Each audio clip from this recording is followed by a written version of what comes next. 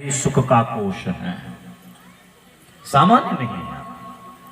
परमात्मा ने अपनी समस्त विभूतियां कर तुम सर्वगुणान्वितम अर्थात सब कुछ दे दिया है आपको। अपनी समस्त विभूतियां आपको प्रदान की हैं।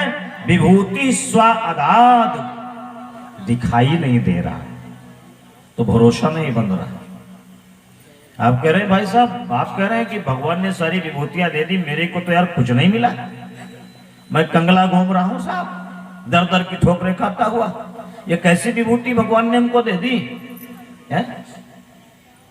इसलिए हम कंगाल लग रहे हैं क्योंकि हमको वो दिखाई नहीं दे रहा है। एक संत तो ये भीखा, उन्होंने कहा कि भीखा भूखा को नहीं सबकी गठरी लाल, और गिरा ढोल देखत नहीं यही भी दिवे कंगाल।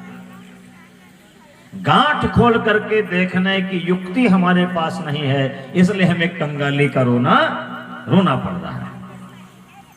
क्योंकि परमात्मा ने जो विभूति हमको आपको दी है वो प्रत्यक्षता नहीं है। वो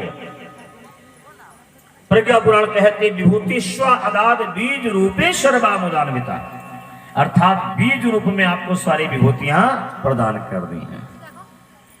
वो संभावना है आपके भीतर अपने समग्र विकास की, आत्मा से परमात्मा तक की यात्रा की संभावना आपके भीतर है।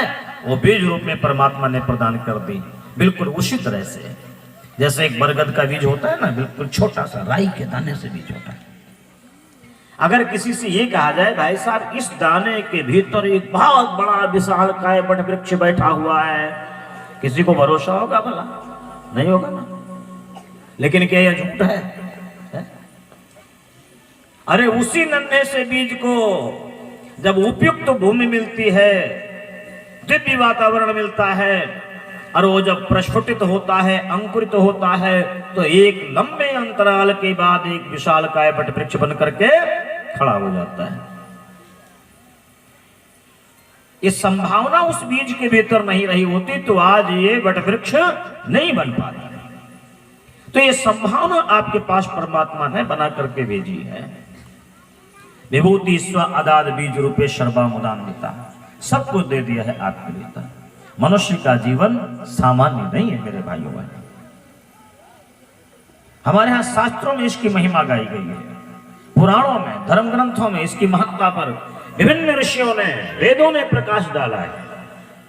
महर्षि वेदव्यास जी लिखते हैं महाभारत में, ना ही मानुषाद सममी कश्चित, अर्थात मनुष्य के समान दूसरा कोई शरीर संसार में है ही नहीं।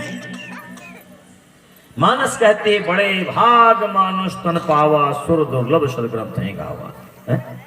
बड़े भाग्य से मनुष्य